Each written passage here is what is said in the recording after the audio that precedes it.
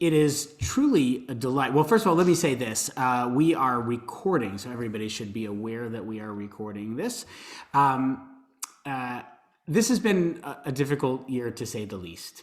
And among the many things that we have had to give up, it is being together for davening and being together for Kiddush luncheons and Shabbat dinners and being together in larger numbers for Seders and being together for learning, which is a hallmark of Beth Am Synagogue, deep scholarship. But there are some silver linings also to this moment. In the past, I wasn't able to kick off an important program with a world-renowned scholar while wearing a sport coat and fuzzy house slippers. But tonight I can do that. And also, there is an opportunity to engage with said scholars, even if they can't be here in Baltimore with us. So we're really excited to be learning with Dr. Friedman this evening. You'll have an opportunity to learn with him throughout the weekend. So in addition to his topic tonight on the historical Exodus, he is going to be speaking tomorrow during services. The seventh day of Pesach is traditionally understood as the moment when we walked through the Yam Suf, the Sea of Reeds. And so Dr. Friedman will be speaking tomorrow on the Song of Miriam, the oldest thing in the Bible. And then after services, and after you have a chance to have some lunch at 2:00, we'll hear about aliens in the Torah, the radically inclusive approach of our most sacred text. And finally, on the 8th day of Pesach at 2:00 in the afternoon, we'll hear about what happened to the pagan gods and goddesses. So lots of interesting and provocative material to learn, much of it Pesach related, some of it aligned with Beth Am's sort of general values of social justice and inclusivity. So without further ado, I'd like to turn our attention to Joanne Gold, because in addition to Dr. Friedman's scholarship, this evening would not be possible, and this weekend would not be possible without the generosity of Joanne Gold and Andy Stern. We're really grateful to you, Joanne, for your leadership and for your generosity. And I'd like to, at this time, invite you to introduce your friend and our scholar this evening. Take it away, Joanne. Thank you. A pleasure. Shabbat Shalom and Hag Sameach. It is an immense privilege to introduce our scholar in his residence, Dr. Richard Elliott Friedman, who will be presenting the first of four presentations this evening. We are all in for a wonderful treat, as Professor Friedman is not only brilliant and immensely erudite, but also a fabulous speaker with a great sense of humor and an engaging style, a master teacher. Dr. Richard Elliott Friedman, 2 L's, 2 T's, is the Ann and J. Davis Professor of Jewish Studies at the University of Georgia and the Katzen Professor of Jewish Civilization, Emeritus at the University of California, San Diego. He was a visiting professor at the University of Haifa and participated in the City of David archaeological excavations of biblical Jerusalem.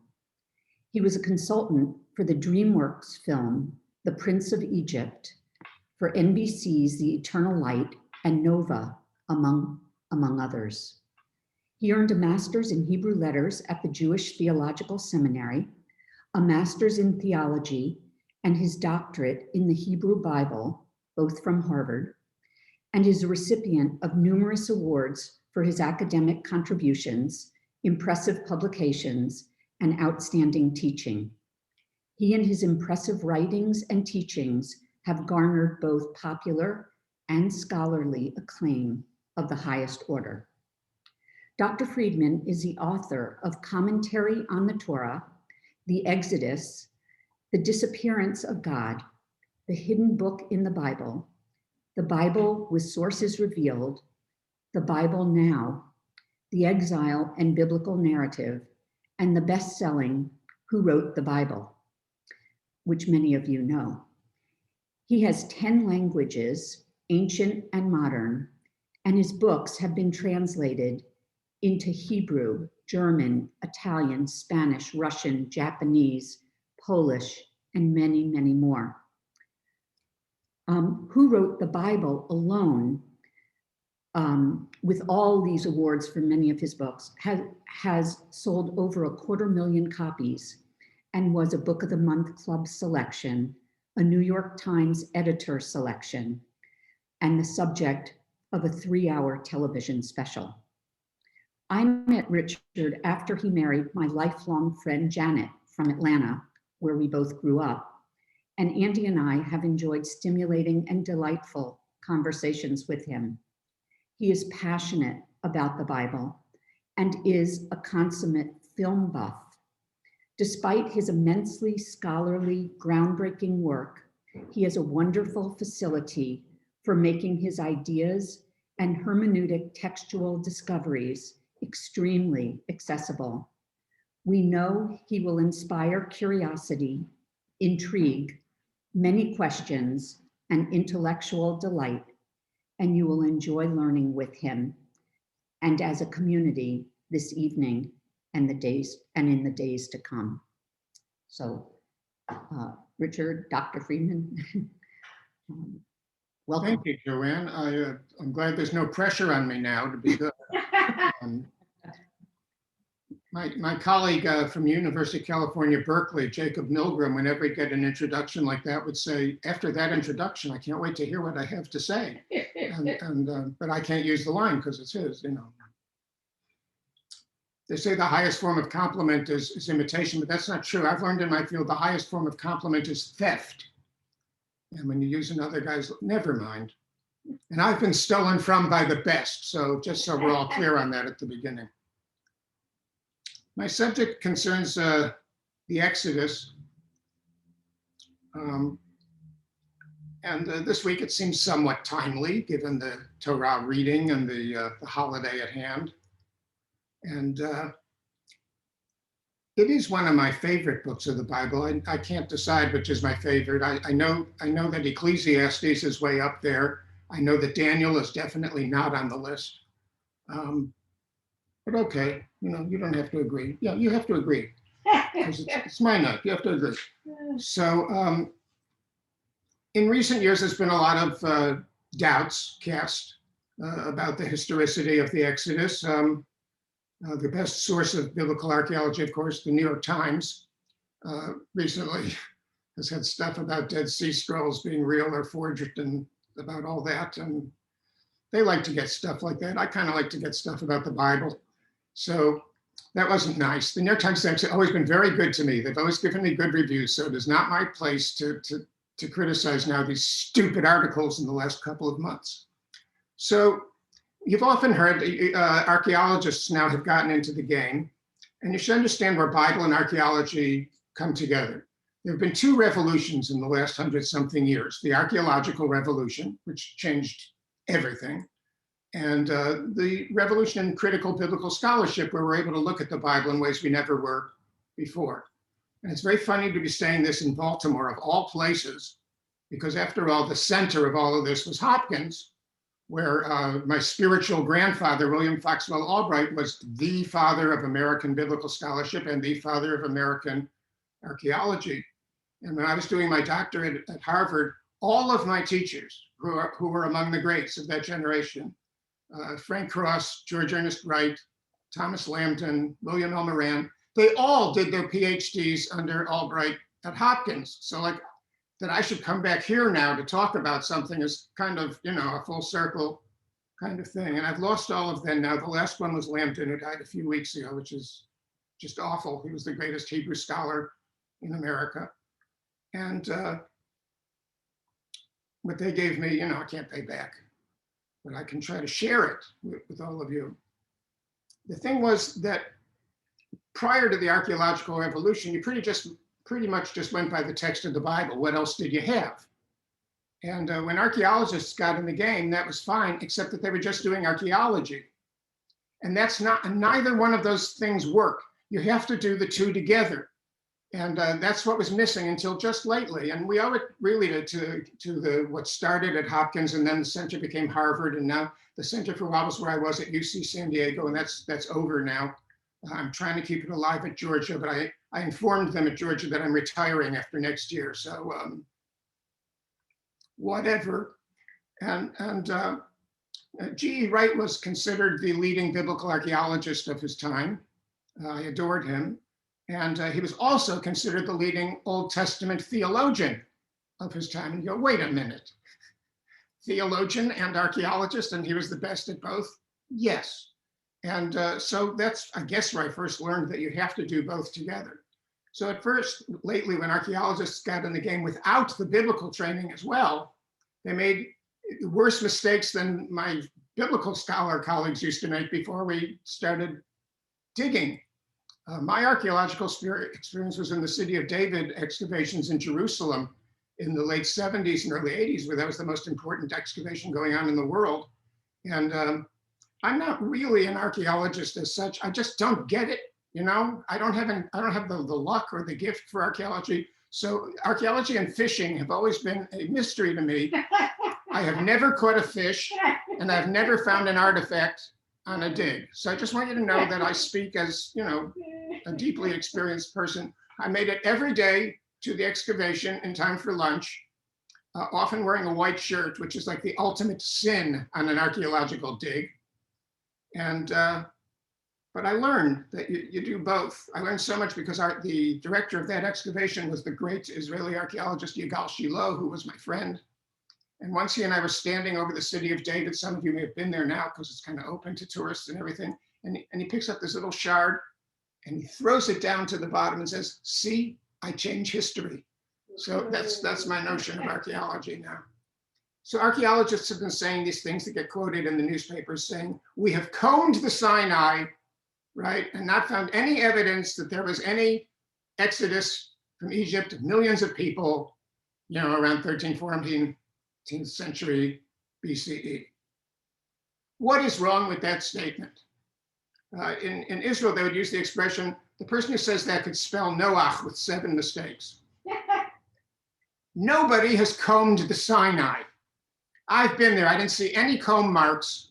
No one has combed the Sinai. There hasn't been an excavation of the whole Sinai. How could there be? What there was, an Israeli friend of mine who's an archaeologist kind of laughed when he heard that. He said it was 5 jeeps. And it was a survey, not a, you know, they didn't dig, they surveyed just at the surface. So yeah.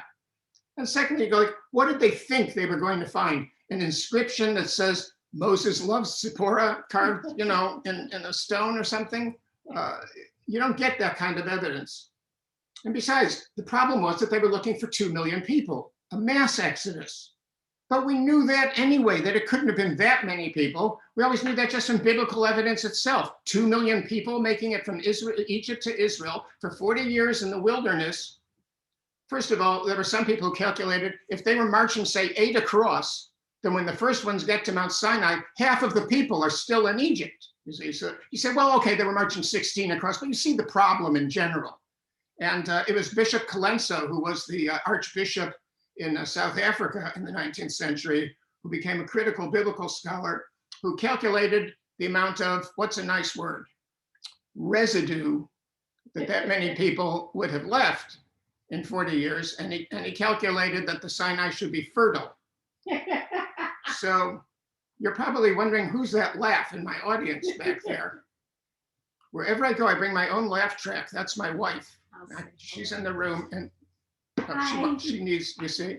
So despite the fact that she's heard every joke I know 10 times already, she always comes through. So I just want you to know that, you know, if John Oliver had my wife, his show would be working better now during this past year of the COVID, you know. It was great before. So we never thought that those numbers were so easy anyway. We didn't need archaeologists driving around in 5 jeeps around the Sinai Desert for years and not finding anything to call that proof that nothing happened. Are we all clear on that one? So many people say, well, yes, the Exodus may have happened, but not in the time and manner described in the text. And I go, oh, thank God that they clarified that for us. We needed archaeologists to clarify for us that the sun didn't go dark for 3 days in the 9th plague, because if we didn't dig, we wouldn't have known that. Or that sticks turned to snakes because we found several snakes that were, no, we did not find that. That's just, and we did find a stick that did look like it had turned into a snake. And we know that it's authentic because it's inscribed, it says 1200 BC in the wood. So we know. So, I mean, in the field, we refer to this as archaeological confirmation of the obvious. And so I know I'm being a little cynical here, but heck, I've been doing this a long time. I'm going to retire next year. I'm going to be 75 on Cinco de Mayo. And I feel at this age, I have a right to be a curmudgeon. So if you don't like it, I mean, you know, I apologize. I don't want to offend anybody, but, you know, I've been around for a while, you know. So how do we know? If you wanted to make a historical case about the Exodus without making games about millions of people and all, I mean, really, what those things show is not evidence that the Exodus didn't happen. They're evidence that the Exodus wasn't big. If you can't prove 2 million people, okay, maybe there was an Exodus of less than 2 million people. Is that too hard a thought for some people to swallow and put together and understand that the Exodus could still have happened? Given that the Bible all over does things of exaggerating numbers, it doesn't prove that the Bible ain't the Bible. And for those of us who love it, this stuff matters. So don't take if I use humor that I'm critical or skeptical. My great teacher at the Jewish Theological Seminary was Yochanan Mufs, who was maybe the best Jewish biblical scholar of the last generation, but he got terribly sick, so we never really got to see how great he could have been. But sometimes he would say something in class and we'd be breaking up and laughing and all, and he said, "I don't joke lightly." And I've always taken that as a watchword. So if you want to get at a report in the Bible that says a lot of people left Egypt, led by a man named Moses under certain extraordinary circumstances, how do we know it? It's not just how do we know it, how did the person who wrote the story know it? The evidence is that these are written in a Hebrew of a period a couple hundred years later. So if you weren't there, how do you write a history? If we all wanted to write a history about the time of George Washington, we weren't there, we didn't see it. So the way you do it is you need sources. Every good historian of every good period, you know, whatever, in bad periods in history needs sources. You know, like you need love letters from George to Martha, or Hamilton expressing his opinions in hip hop, or, you know, stuff that would really prove that all that was historical. So you have to look at your oldest possible sources, but that's the point. If I wanted to write about Washington, I'd have to look up, find documents from Washington's time, find battlefields, find whatever, you know, clothes that they wore, letters from the king saying, "You stinking revolutionaries," bunch of, you know, whatever you can to back it up. So how did the biblical authors do it? So what's the oldest reference in the Bible? It just happens to be the Torah reading tomorrow, so I'm going to talk about it then, but I'm just telling you, I'm giving away the lead now. The Song of Miriam, also called the Song of the Sea in Exodus 15, is the oldest thing in the Bible.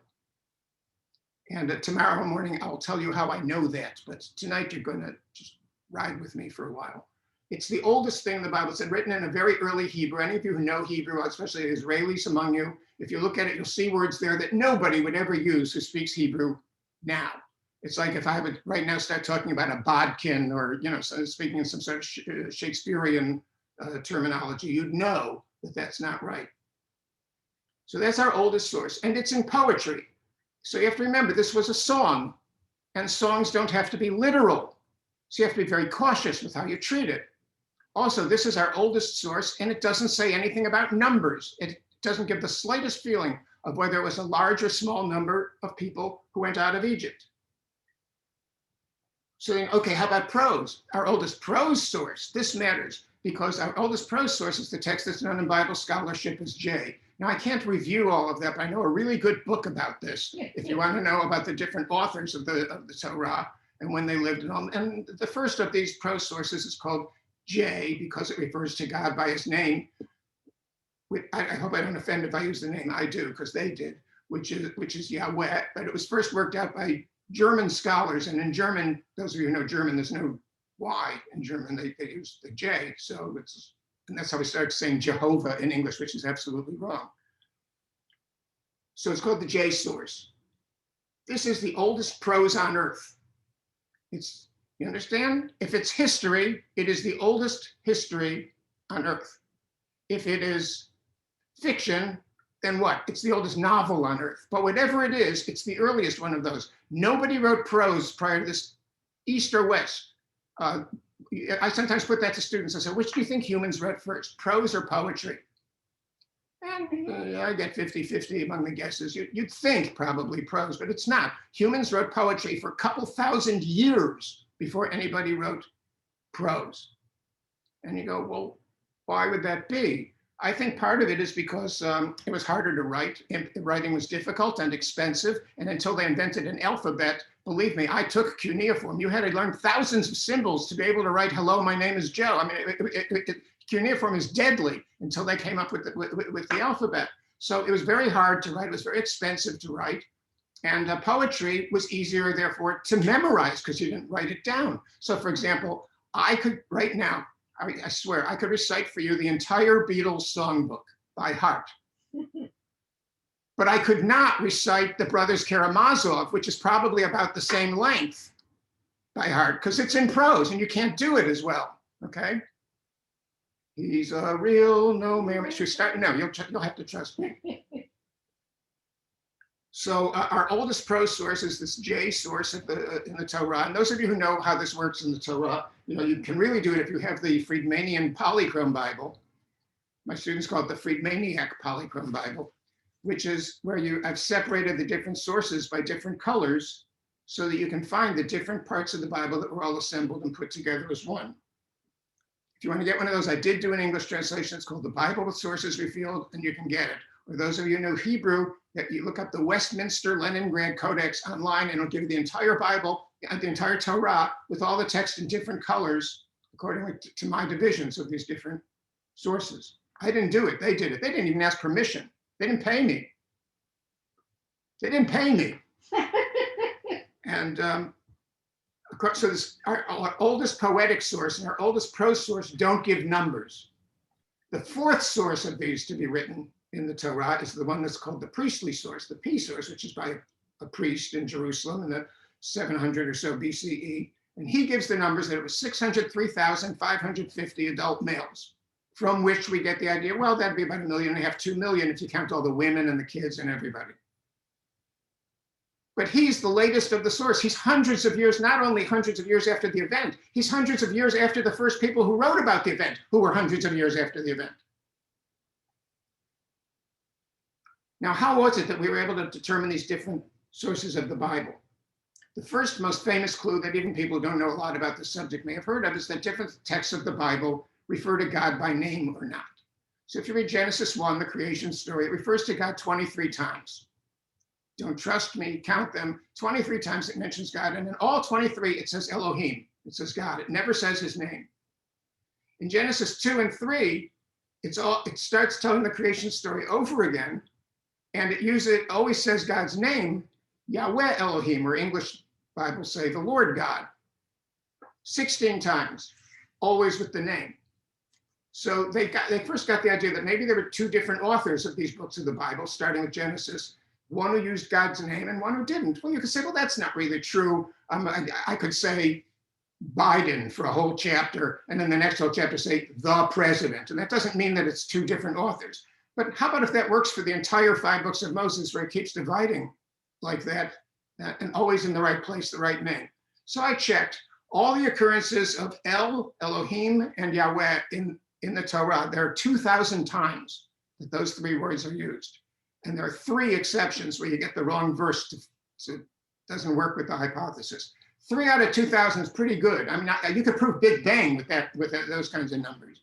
So we got this number that they're the earliest prose sources. We call J and E, because one calls God by name, which is a J, and the other calls him Elohim, which is with an E. And in those texts that reveal that, the one that has the name revealed late say that God's name wasn't revealed until Moses at the burning bush. And Moses says, "What's your name?" God says, "Mine," and he tells him.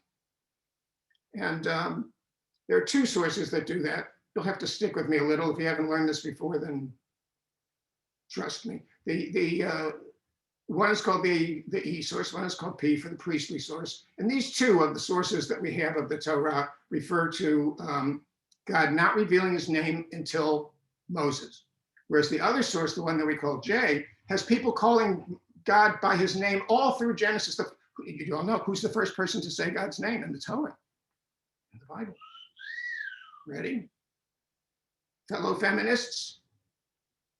Eve is the first person to use the name of God in the Bible. Is that cool or what? And the oldest thing in the Bible is Song of Miriam. Are you starting to get where I'm going with all of this? That there's a certain, the woman who made me a feminist had this proof that God must be male. She said, "Look at this world." So the hypothesis developed that there are these different sources. But then what we're going to do with, when you look at these different sources, you don't get millions of people coming out of Egypt. In fact, the archaeological evidence is that Israel wasn't in Egypt in this period. Israel was in Israel in this period. They were there. So you go, so who was in Egypt? So in my book, Who Wrote the Bible, that was back in 1987 when I was young and wild. I suggested that maybe it was just the Levites, not all of Israel, who experienced Egypt. That would make sense. The Levites are the priests of Israel, and to this day, there are people who identify themselves as Levi. It's fine, you know. And what could we do with that to back up that hypothesis that there were Levites in Egypt? First of all, what archaeology does show is that there were people from the Levant.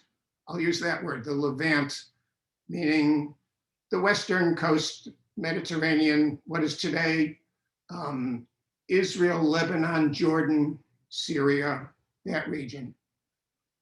That there were people from there going back and forth to Egypt all the time for 400 years, only not in giant groups of millions at a time.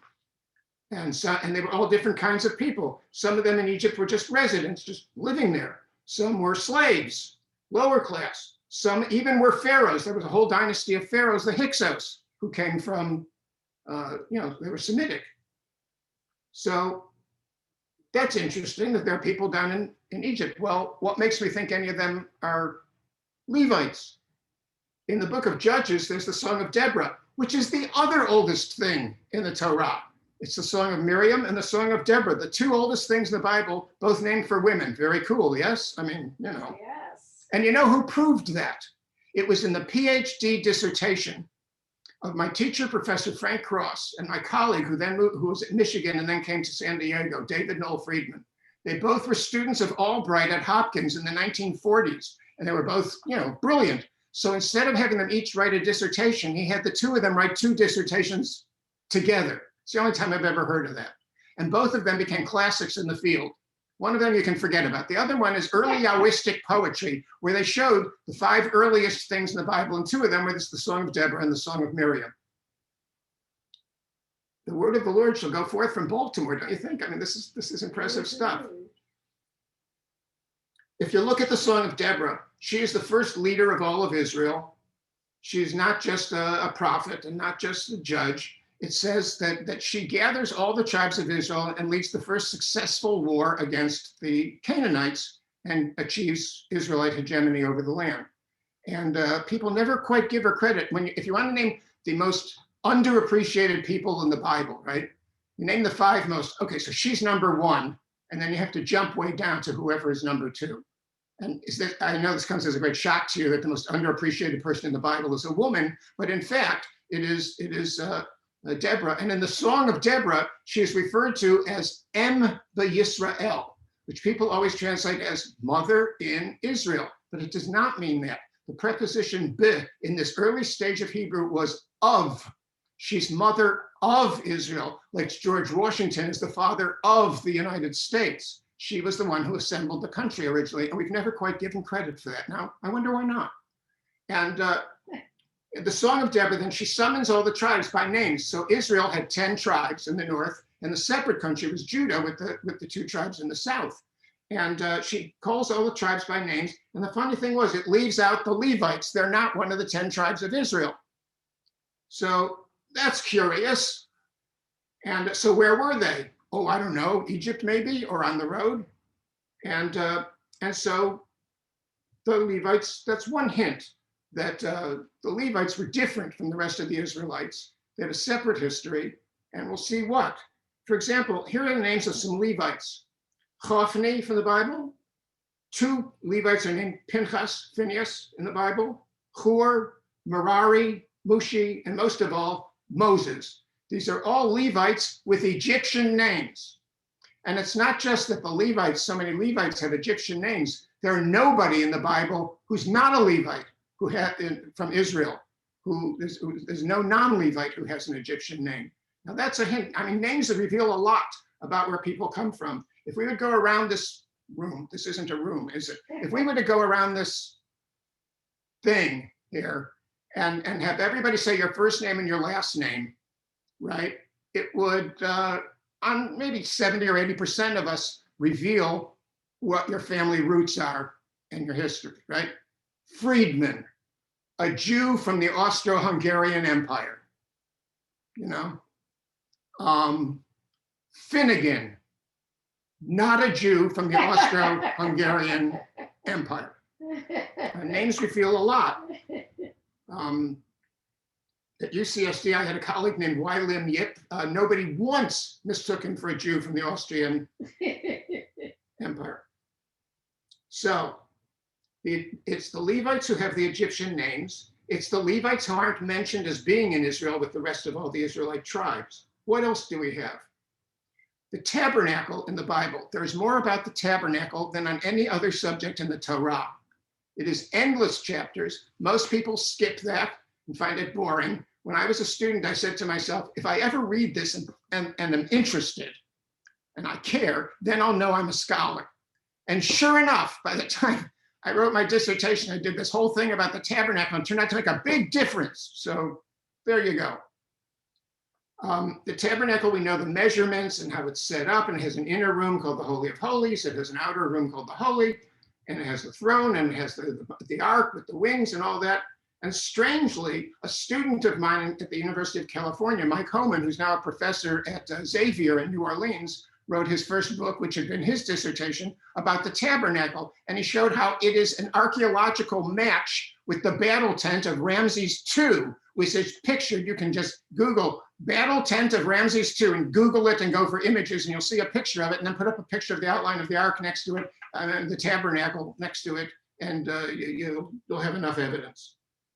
And since I said ark by mistake, let me say the other major object of sanctity in the Torah is the ark itself. And it's a box coated in gold plate and covered with solid gold 2 cherubs on the top. And there's a paper, a great paper given at a conference on the Exodus by Scott Noble, who's a professor at U of Washington, about the ark and the bark. That there were these Egyptian boats that are called barks. And there are a lot in the Egyptian art and all, and we've got barks. And the thing about the barks is they never go, they're boats, but they never go in the water. They're carried on shoulders of priests on poles, like the ark in the Bible. And they have a box in the center that's gold covered and then has wings over it. And you're going like, wait a minute. So Noble's conclusion was the ark, the Egyptian bark served as the model of the ark that we have in the Torah. So you get the idea then. These Levite sources have all this Egyptian stuff. I wrote this book on the Exodus, so I kind of kept running on and on for pages. I won't inflict all of that on you. You can go buy the book, and that way I make money and I inflict it on you. And they, I listed the various elements of Egyptian lore that was contained in the Torah because somebody who was writing the Torah had been there. And it seems to be the Levites. That's why only the Levite sources refer to circumcision in all their laws. It's an E, P, and D, the 3 sources of the Torah that are about priestly things. J, the text that isn't about priestly things, does not have any laws about circumcision. It only has stories. And circumcision was an Egyptian custom.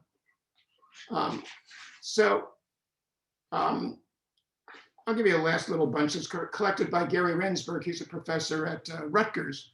And Gary said, Exodus 1 through 15, right, the Passover story, repeatedly shows familiarity with Egyptian traditions, the biblical motifs of the hidden divine name, turning an inanimate object into a reptile, the conversion of water to blood, a spell of 3 days of darkness, the death of the firstborn, the parting of waters, and death by drowning are all paralleled in Egyptian texts, and for the most part, nowhere else.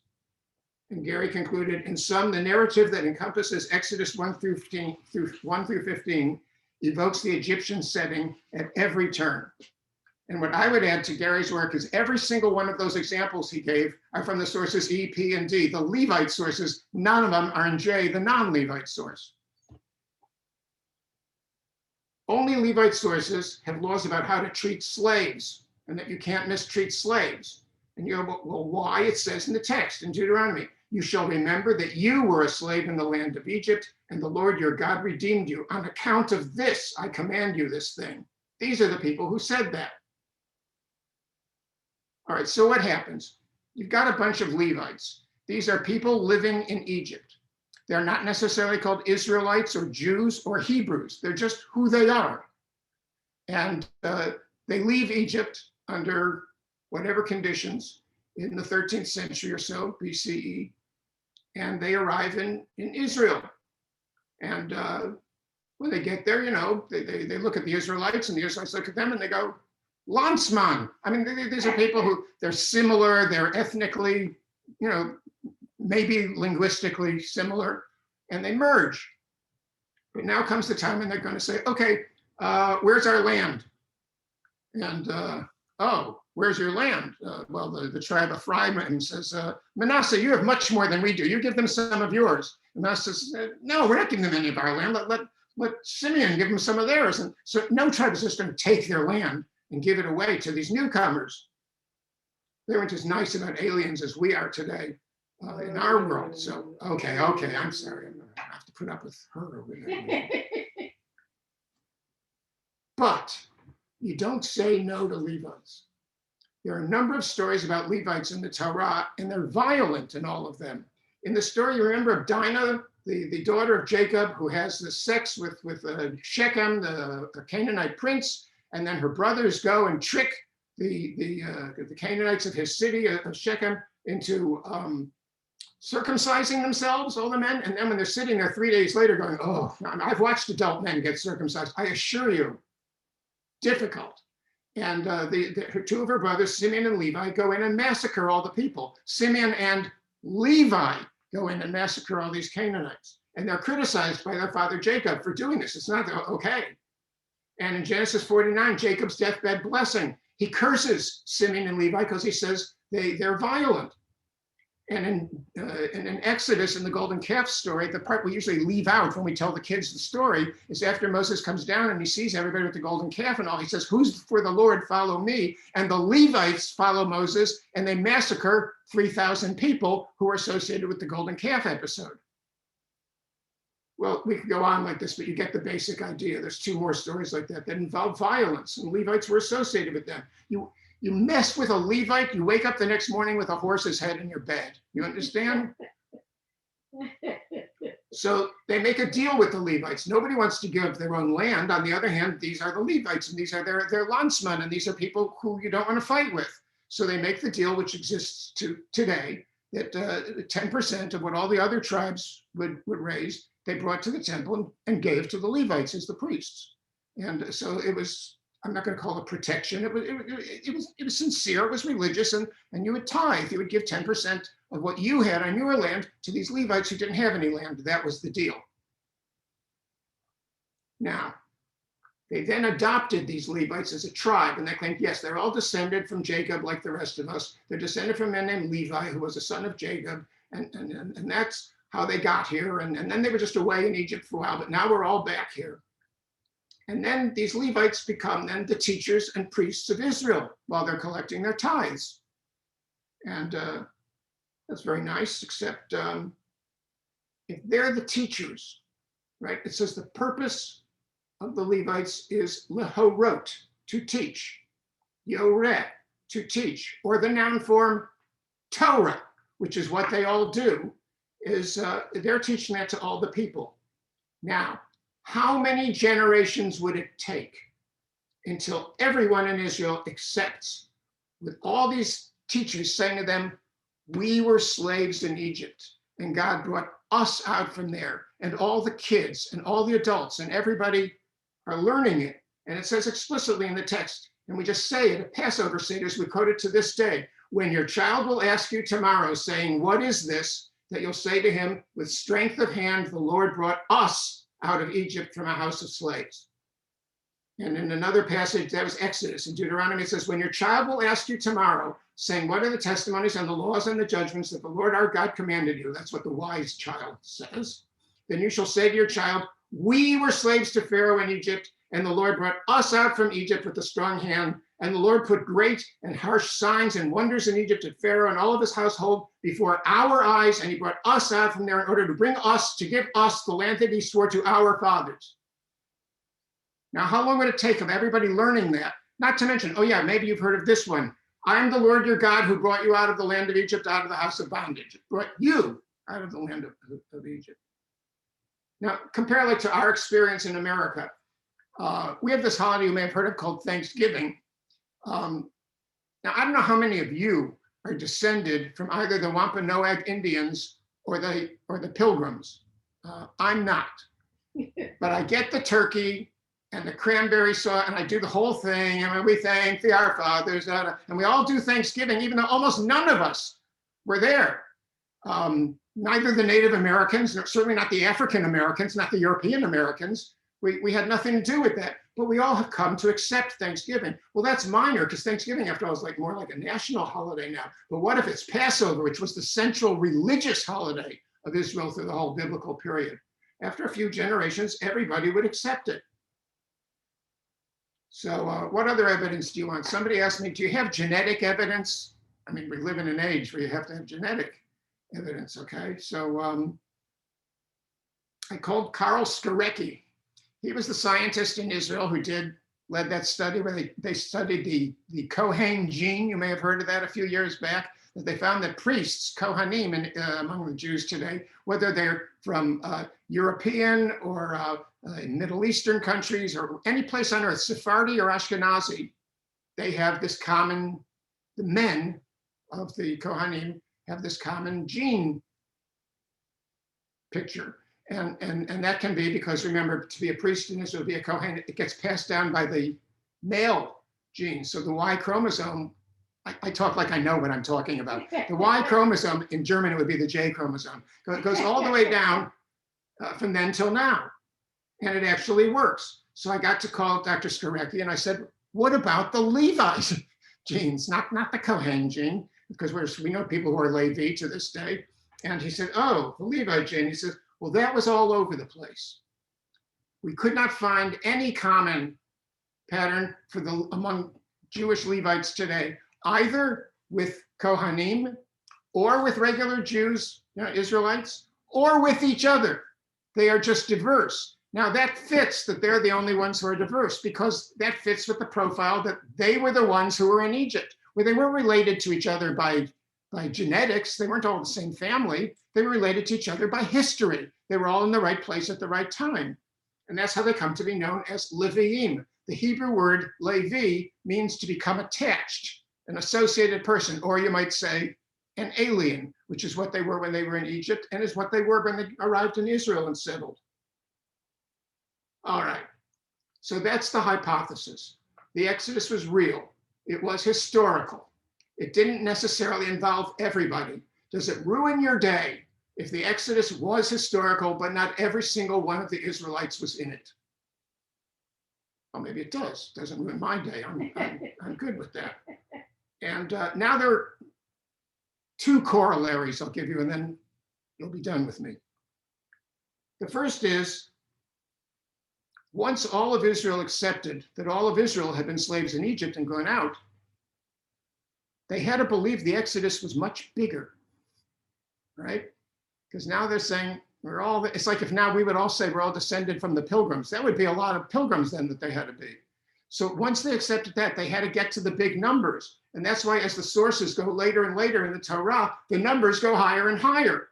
So they had to make up the big numbers because they needed big numbers. But that doesn't mean that the Exodus isn't historical. It just means that somebody exaggerated about the numbers because he just did the math backwards and said, oh yeah, there must have been more people there. And the other corollary is the conquest. You may know that in archaeological scholarship, for many years now, they've said the conquest never happened. There was no Battle of Jericho. There's no Battle of, those things didn't happen, except at Chatzor, where it really did happen. All the others, there just isn't a destruction layer in the right place. And so people say, well, the whole book of Joshua is wrong, and there was no conquest. I'm going, no, they needed a conquest, because if they said, well, there were all these millions of people down in Egypt, and then they all arrived here at once, what happened when the Canaanites said, oh, look at those people coming down the road. That looks like about 603,550 of them. What are we going to do? And so they believed, they established idea that there had to have been a conquest and that the first Israelites killed all the Canaanites. Now that had to be made up to fit with this story. Now you may not like that because I'm telling you then what we all know in the field, that the conquest isn't historical. But the good news of that is the conquest has been used against the Jews ever since. People say you guys have the land because you committed a genocide and killed all the Canaanites. And I'm telling you, it is a bum rap. It never happened. The Israelites did not kill the Canaanites. They were just there. And they settled among the Canaanites and eventually achieved hegemony over the land, only under Deborah, who, by the way, did destroy Chatzor, because that one is attributed to, so one city, yes, but we did not do this genocidal takeover of the land. And you might say, but wait a minute, we wrote that book. The Israelites wrote that book.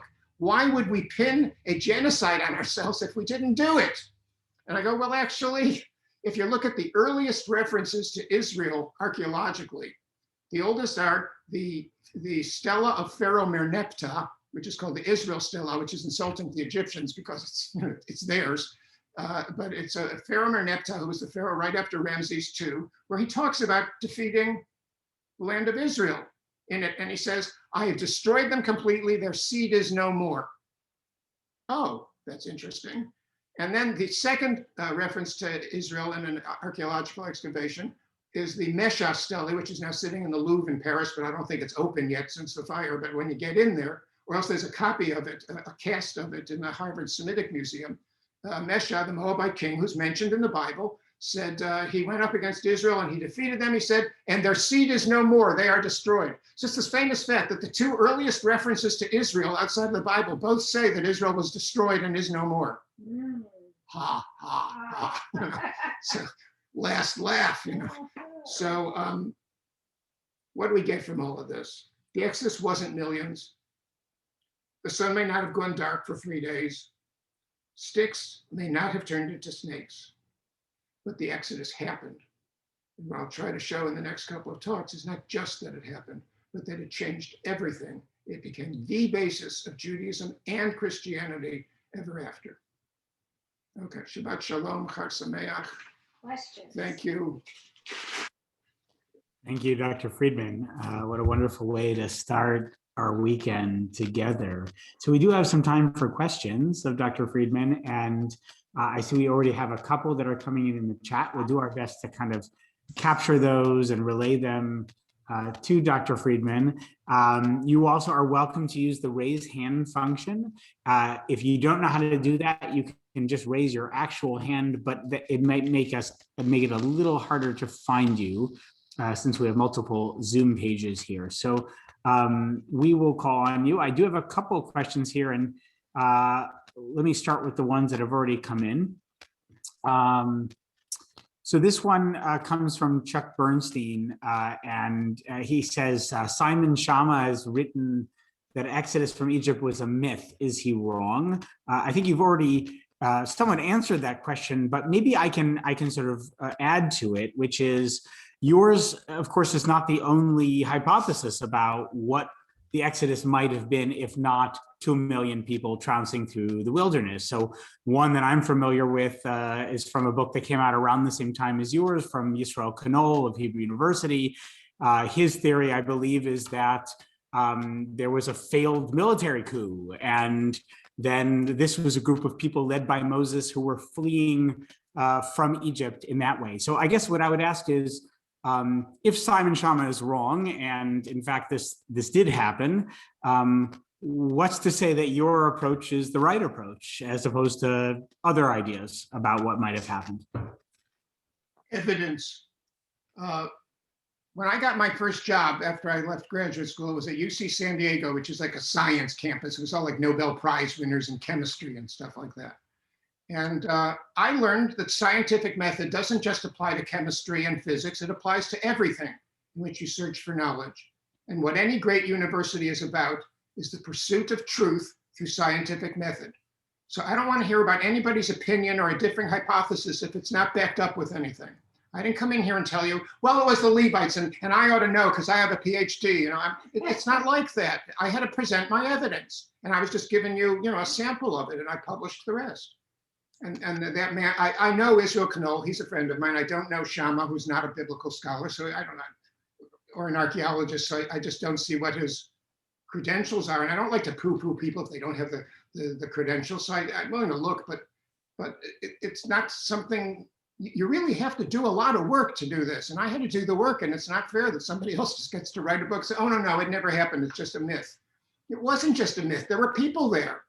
We've got their inscriptions, and Knoll, on the other hand, is a real biblical scholar trained at the Hebrew University in Jerusalem. And as I say, he's my friend and he's a good guy, but I just think he's all wrong. I mean, he has a hypothesis that's, it's a more hypothetical hypothesis. He's describing something that could be possible.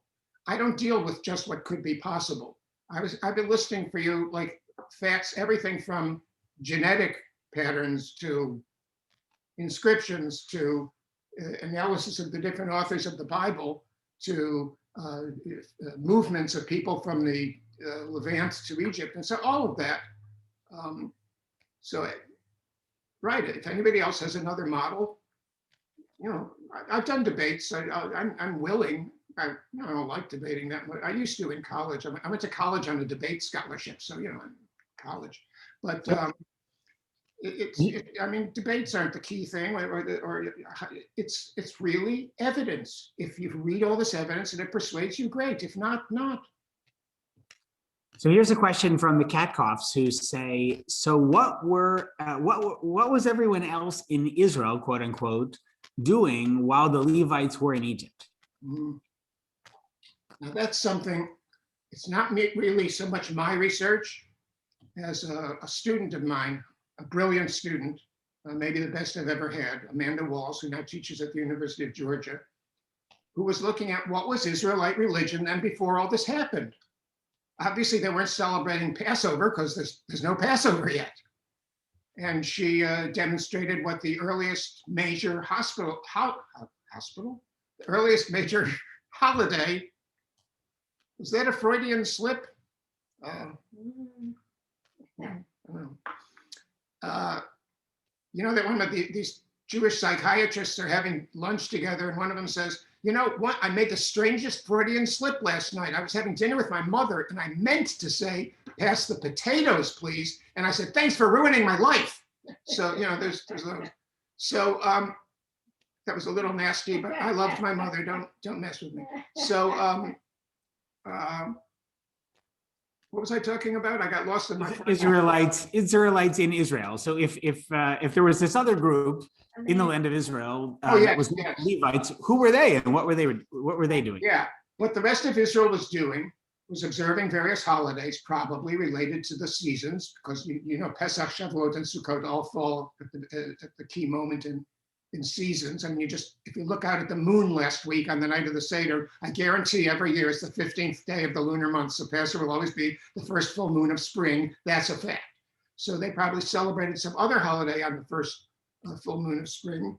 And she described what it was, and she hasn't published it yet. So nobody knows except those of us who read her dissertation.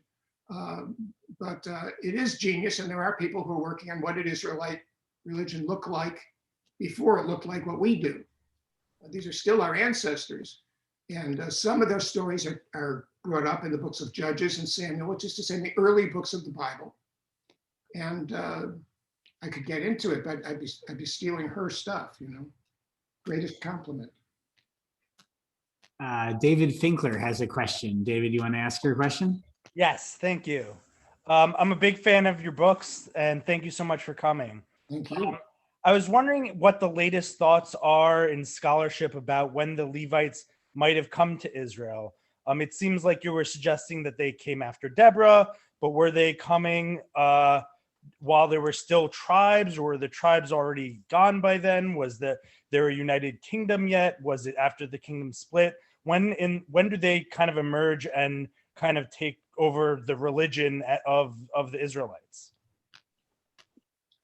When you say, what is the current thought in the field about that? The answer is there isn't any current thought in the field about that. I just published my book a few years ago, and I gave it as papers at the usual places at Harvard and San Diego and conferences and such. So the Levite angle is just really developing now because it's mine, and I have no idea if it'll get consensus.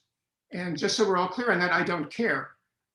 Whenever I hear like, well, what's the consensus? I don't care what the consensus is. I care about evidence, and I go by facts. And I hope all my colleagues will come and agree with me. But if they don't, So when did they come? When did they come? That's this Well, question. the Levites would have come there, but then it's not what the consensus is. It's when it must have been, if I'm right. If the song of Miriam and the song of Deborah already reflect those things, which I'll mention, that's tomorrow's talk, not today's, and they're the two earliest things in the Bible. That means the Levite merger with the rest of the Israelites happened right at the beginning. And the reason that matters has to do with the talk I'll be giving tomorrow afternoon, which has to do with monotheism first caught on in Israel. But you can guess if these Levites show up, I'm going to give it away. Spoiler alert, don't listen if you don't want to hear this. These Levites show up, and the Song of the Sea mentions God 9 times, and all 9 times it says his name, Yahweh. It never calls him El or Elohim. The Levites worship the God Yahweh. They arrive in Israel, and we know who the God was that the Israelites worshipped. It was the God El. That's why the name of the country is Yisrael, not Yisrayahu, right? So because that's who they worship. And when they two merged, they had choices. They could either say, well, we'll worship both. Or they could have said, no, we'll just worship Yahweh and El is out. Or they could have said, no, we'll worship El and Yahweh is out. Or they could have said, El is the father of Yahweh. They could have said Yahweh is the father. They didn't choose any of those. They said El is Yahweh, which means monotheism, contrary to what all my colleagues think, was not a late development during the Babylonian exile or something. It was there from the beginning in ancient Israel. It may have taken centuries to catch on, but it was there right from the beginning when those Levites came, and it's already that way in the Song of the Sea and the Song of Deborah and all, which means it has to be by the end of the 13th century BCE. All right, we have a few questions in the chat here. You're all right, Dr. Friedman, for a little bit longer this evening? Sure. Yeah, great. So here's a question from Don Auction, who says there are lots of Mesopotamian influences in the Torah as well. Do you think the God of the people in Canaan, the God of the Levites, were different and eventually merged into one? I think you've just answered that question. So let's go to the next one, which is Alana and Ben's.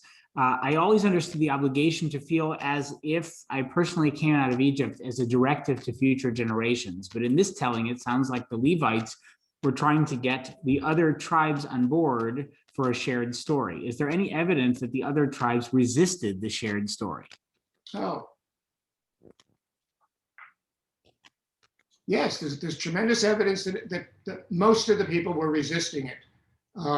You have in the books of the prophets in the Bible, the prophets are constantly hollering at the people, you made a covenant with God and you're only supposed to worship this one God, and you keep worshiping Baal and the Asherah and Ishtar and all these. Stop doing that. But the people weren't ready for it.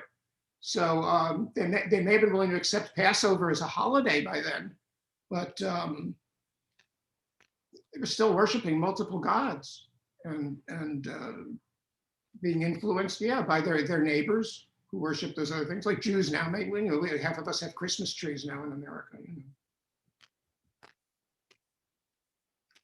Lisa Ellison asks, the existence of Hebrews in Egypt could or could not be an argument for an exodus as related in the Bible. Just because one is provable does not mean that the rest of the story is.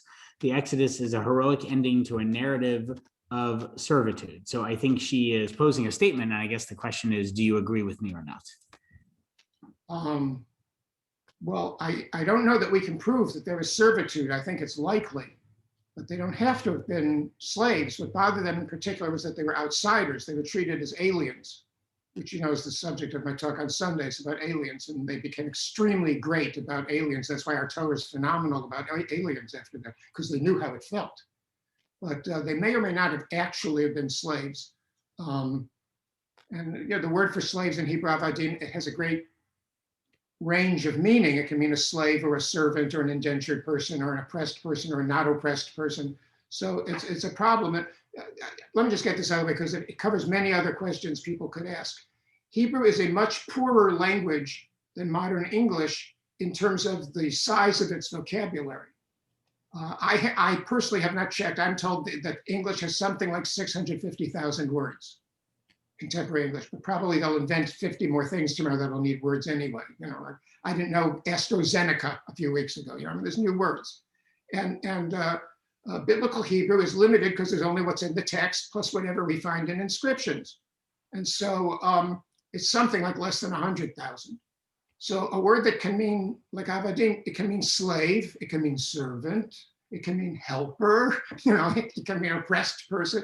So it's hard to say what their status was in Egypt. But as I said, some of them got to be pharaohs in Egypt, and some of them probably were slaves, and eventually they left. Excellent. So I don't think I see any additional questions. Going once, going twice. Anyone else have something they want to ask this evening? Okay, so I think we will wrap up there.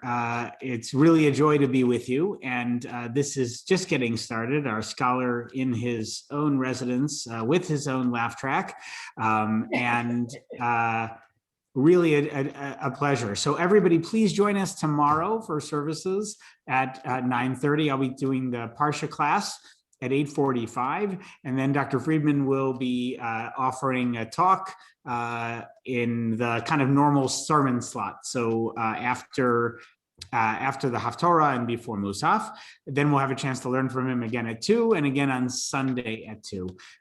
Thanks for being here, everybody. Shabbat Shalom and Chag Sameach. Thank you.